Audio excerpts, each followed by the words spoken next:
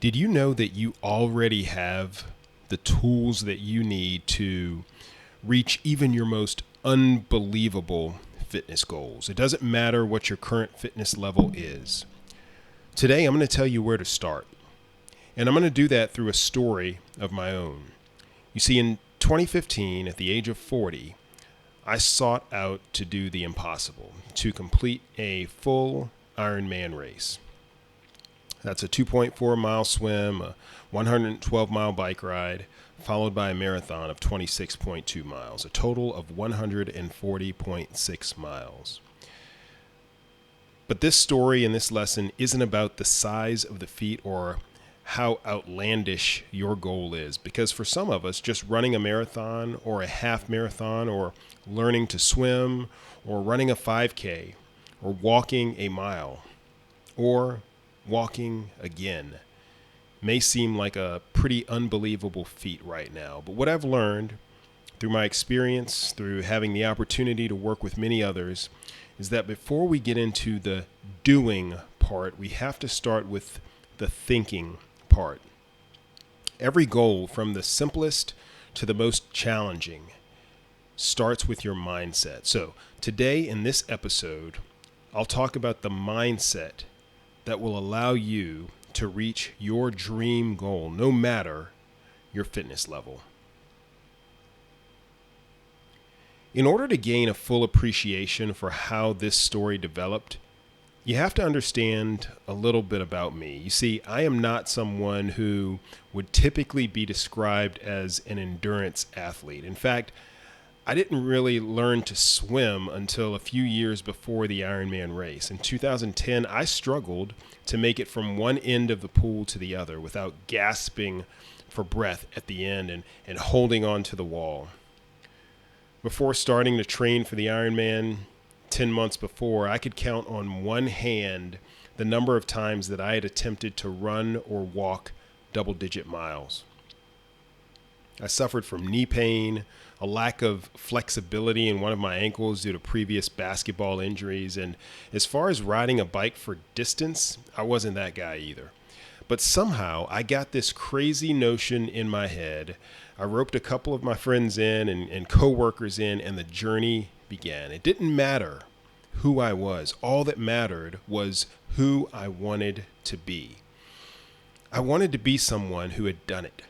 Someone who had completed a full Ironman, one of the 0.01% or 1 in 10,000 who has done that. I wanted to wear the t-shirt. I wanted the Ironman tattoo. I chickened out on that, but that's another story. I wanted to prove to myself, to my family, to my friends that at my age, given how busy I was, my lack of experience and athletic ability, that doesn't have to stop us from achieving the unbelievable. That's how it began. But I couldn't start this by jumping right into what I thought I needed to do. I had to start with the type of person that I envisioned myself being. I had to decide who I wanted to be. You need to decide who you want to be. I had to ask myself, who do I want to be? How do I see myself now, and how do I want to see myself? How do I want others to see me? By asking these questions, it helped me define where I was going. Knowing what to do is important, but knowing where you're going is the thing that will keep your eyes on the prize, especially when things get tough. And believe me, it will get tough. If your goal was easy, it would hardly be worth it, right? Another way to describe the importance of knowing where you're going versus just knowing what to do is this. You know how to drive, but knowing how to drive won't get you to your destination if you don't know where you're going, right? Again, decide who you want to be. That's your destination. So the first thing to do is to decide who you want to be, the type of person that you want to be. The next requirement is to believe in yourself. So many of us struggle with this. Who am I to think I can do this? Who am I to attempt to be one of those people? Who am I to think that I could join the likes of the triathletes? I'm going to tell you a secret. It's something that I've learned over the years, something that most of us don't realize. You can actually change who you are and how you interact with the world right now. Right now. How? By changing your mindset. You become a believer by deciding to believe. You become a walker by deciding to walk. You become a runner by deciding to run. This is your goal. It's your destiny. It's your dream. So own it. Make it yours. I know there's a lot of simplicity in that concept, but I also understand that there's a lot of difficulty too. I know that it's not always easy to do, but I'm here to tell you it gets easier the more you practice it. When you start believing you can do the small things, reach those small goals, those thoughts grow. And as you learn to believe in yourself, that belief spreads to other things in your life. It spreads to other goals. It spreads to other definitions of who you are. You just have to start believing in yourself. Leading up to one of my races, I decided to get shirts made for the group of us that were participating in this particular event. On the front of the shirt was a reference to Philippians chapter 4, verse 13, which says, "I can do all things through Christ who strengthens me." I will tell you that my belief in myself is grounded in my faith. Luke chapter 1, verse 7 also says that for with God nothing is impossible. Now, I'm not telling you where to find your belief, but I will tell you that I am crystal clear on where my belief and my ability comes from. It comes from my belief in God.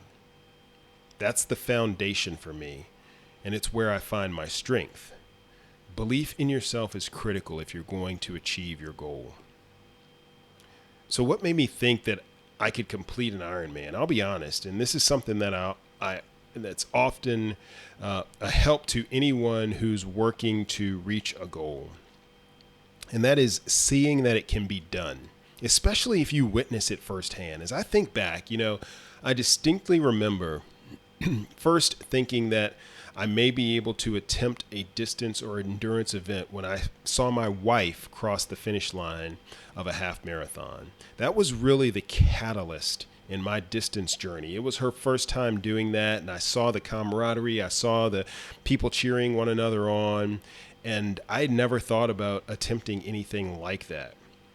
So like I said, that was the catalyst in my distance journey. That's what got me interested in, or even to start to think about that attempt. And for the Ironman specifically, I knew at least someone who had done this before. And I also remember one of my coworkers, Dan, telling me that I would complete an Ironman one day. And this was just when I had completed a couple of shorter sprint triathlons and one Olympic distance race, which is about a quarter of a full Ironman. But I'll tell you, it's remarkable how people, including ourselves, including each of us, can actually speak things into existence. Sometimes you just have to hear somebody tell you that you can do it. I also remember seeing people reach their goals of during shorter distance triathlons when they didn't think that they'd be able to. I remember being with some people at the start of a race, and there's apprehension, there's nervousness, many first timers, and these are in the shorter races that I had done, and then seeing them at the goal line, just elated, like I was every time, and really confident and fulfilled because you were able to accomplish what you attempted. All of these things somehow got me to believe in the crazy idea of attempting and completing an Ironman, and that it could actually become a reality. And though there were many, I'm sure, who had attempted things like this and possibly didn't reach their goals or didn't finish, I didn't know anyone who had attempted and failed to meet their goal. Perhaps if I had, this would have been a different story, quite frankly. You see, when we are exposed to something in our lives that is a reality, it becomes a reality, or a possibility at least, for our lives. If you know someone who has accomplished the impossible, that means it's not impossible for you to do it. If you know someone who has failed to accomplish the impossible, then many times in our mind, it's still impossible for us as well, or at least so we think. I've told the story of the 4-minute mile before, but I think it's appropriate here too.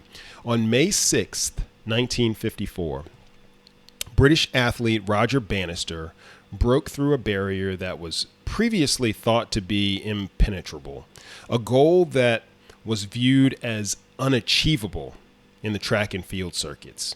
He ran a mile in under 4 minutes. In fact, he ran it in 3 minutes, 59.4 seconds to be exact. Finally, the impossible had been done. A human had done this. Would it ever happen again? Well, 46 days later, it did happen again when both Bannister and Australian John Landy crossed the finish line in under 4 minutes. Now 2 people had done it. And the next year, 3 others ran sub 4 minutes in the same mile-long race. The barrier had been broken, and it was there for all to run through. And since then, almost 1,800 people have run through that barrier. If you believe it can be done, then it's possible for you too. When you see someone else do it, it's possible for you too. That's one of the things that can help you with believing in yourself. You also have to be clear, though, about your reason for working toward your goal. What's your why? I mentioned that having a vision of the person you want to be is akin to having a destination. Well, having a reason for doing what you're doing, your why, that's your engine. That's what will drive you. And it usually has to come from within in order to be sustainable, at least. I could have attempted to train for an Ironman because someone else told me they wanted me to do it, but that likely wouldn't have gotten me up on those early mornings to train. Now, if someone had challenged me, that may have done it, but that too is internal motivation. That's motivation to win. That's a drive from within. My real why for wanting to attempt this feat was actually multifaceted. There were a number of whys that I had, but they were all meaning to me, and they were all based on things that I value. First, I wanted to show that a, quote, regular person could achieve this feat. This goes back to believing in yourself. I wanted to be an example that allowed others to believe that they could achieve the impossible. And since then, I've had the opportunity to work with a number of people who have now completed a long-distance triathlon for the first time. I take pride in the fact that they may have seen my attempt and apparent success at reaching my goal, and I hope that they and many others are inspired by that. I want to be an inspiration to others. That is a meaningful and value-based why for me. I also wanted to show that it's not all downhill from a health and fitness standpoint after age 30. I was attempting this for the first time at 40 years old. You can call it a midlife crisis if you want, but it was important for me to not be bound by societal beliefs and a mindset of this is why I can't. I wanted to show that a mindset of this is how I can will take you further than you'll ever think. So this was also one of my meaningful whys. And I'd be lying if I said that I didn't want to be a positive example to my wife and our first daughter, who was only 2 years old at the time. And then the last why that I remember driving me is one that continues to drive me today. I know so many people who have poured their heart and soul into a life of military service. And many times, those of us in the military, we wrestle with how to balance that noble act of service with the things in life that are also important. Our health, for example, managing stress, time with our families. When I completed this Ironman race, I was serving in the most demanding role of my career, my military career at that time, as the commander of a high-performing special operations unit. I wanted to show, though, that if I, as the commander, could accomplish this, then really nothing should be impossible for those who have demanding careers and constantly seek to balance their health with the requirements of those careers. So I had several whys, and they all served to keep me motivated at some point throughout my training and on race day. So We've talked about deciding who you want to be, having belief in yourself, and being clear on your why. The last piece of your mindset that you have to consider is getting out of your own way. What do I mean by that? Well, there are a few things that we do to ourselves that can keep us from being that person that we were meant to be. The first is limiting beliefs, negative self-talk, and letting what others think affect us. There will always be haters. There will always be doubters. Forget about them. And be sure that you're not a doubter of yourself and your ability. That's what this mindset is all about.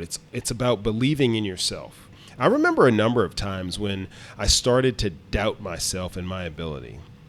First, I was never fast. I was, and I still am, slow. Okay, so me finishing this race was not a foregone conclusion by any means. I would have training days where I knew that my pace would not cut it on race day.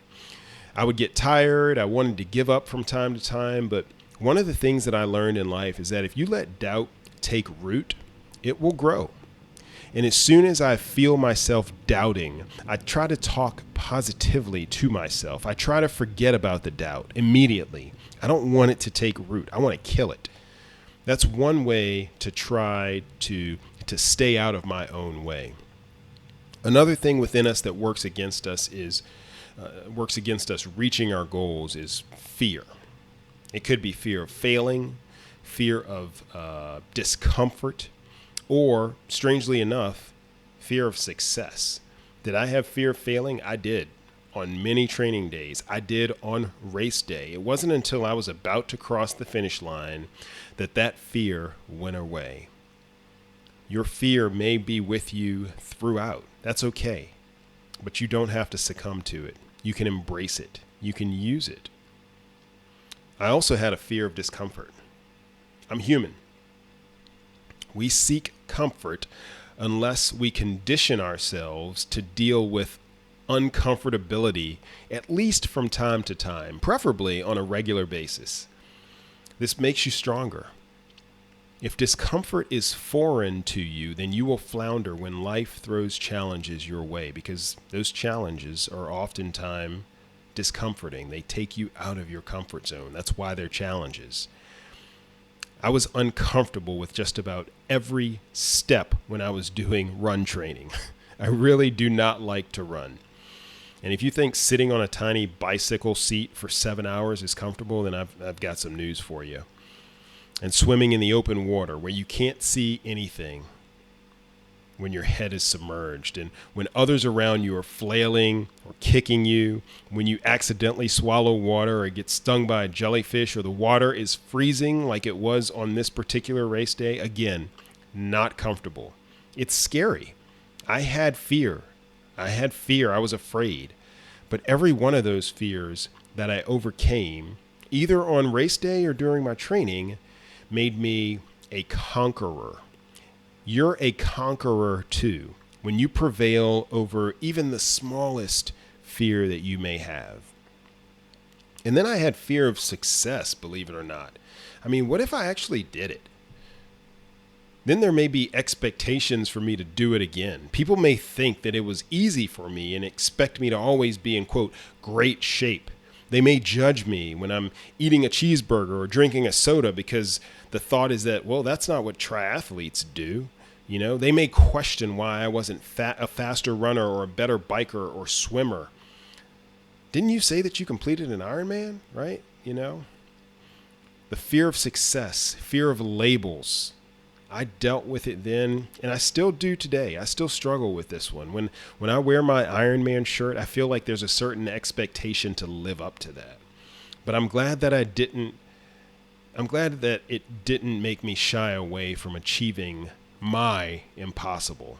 Look, we all have fears, but learning to leap despite your fears will take you farther than you ever thought possible. Make the leap. Despite your fears. Don't wait. Start before you think you're fully ready. The final thing that we can do to get out of our own way is let the past go. And don't dwell on the past. Instead, learn from it. So a couple of years before I attempted the 112-mile bike ride as a part of the Ironman, I took part in a 75-mile bike ride. This event is a whole other story in itself, but I'll give you the punchline. I was the last to finish by a lot. The course had pretty much closed down. My wife was worried at the finish line, and she was pregnant. The chase car, the vehicle that stays behind the last participant, was with me pretty much from the 50-mile point until the end. Okay, I finished, but I didn't come close to making the time that I wanted. And if my pace in that event was anywhere close to what I would eventually do in an Ironman, I'd be wasting my time if I even entered the Ironman race. There'd be no way to finish before the Ironman cutoff time of 16 hours. That's how slow my bicycle pace was in that 75-mile bike ride. So I had a decision to make. Would I decide that this distance biking thing, and by extension, distance triathlon, simply wasn't for me? Or would I use that experience as motivation and learn from it? I chose the latter. I knew that my training wasn't adequate for that race. So the next time I attempted something like that, I knew I would train better. I didn't let missing that goal and not living up to my past expectation define me. I let it inform my way going forward, and you can do the same. You define who you are. Your past does not define you. Use your past experiences, because that's what they are. They're experiences, not failures. They're experiences. Use those things to inform how you should move forward. Those experiences do not determine what your next outcome will be, and they certainly don't determine who you are. I was able to let that past go in order to move forward. Again, you can do the same. Many times we're the only ones living in the past. It's just us. We feel like everybody's thinking about it. We just need to move on ourselves. Which brings me to one of the things that I got from Amy Porterfield, actually, in a course of hers that I took. She said, "You are exactly where you're supposed to be." There's a lot behind that. There's a lot to unpack there. But what she was saying is that your past experiences, the highs, the lows, all of it, all of those things have brought you to this place, this moment, this situation right here, right now. And you have a choice. You can view it as good or bad, or you can just acknowledge it. It is what it is, right? And understand that right now, in this moment, you are more equipped to shape your future self, that person who you want to be, than you ever have been before. You are more equipped to define who you will be than ever before. Not only that, you're the best person to do it. You're the most suited to define your future. No one else can do that as good as you can. So learn from the past. Don't dwell on it. Live in the present and plan for the future. A great question to dwell on as we wrap up this episode is this: how will you use the tools that you have, that you've acquired through the ups and downs of your past experiences, to reach your health and fitness goals? All right, family, that's about all I have for this episode number 128. It's good to be back. It's been a couple of months since I've been able to produce a podcast here. The last couple of months, our family has seen a move across the country. I'm on the other side of the world right now. So in those times of transition, one of the things that I've talked about before is the fact that we have to prioritize. And I've had to prioritize some other things over podcast production here, but I am elated to have the opportunity to come back to you with this episode.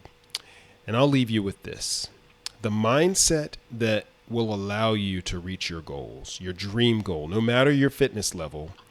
That mindset consists of 4 key components, the same 4 that we talked about here. First, start by envisioning the type of person that you want to be. You can view that as your destination. Secondly, believe that you can be that person. Next, be clear on your why, your motivation, your desire. And then finally, get out of your own way. This mindset, holistically, is the first part. It's a critical part to moving forward and taking action toward your goal. And in the next episode, we'll talk about how to approach some of those disciplines and habits required to reach your goal. We'll talk more about the action part. This episode is meant to focus on the mindset. I hope you'll join me there.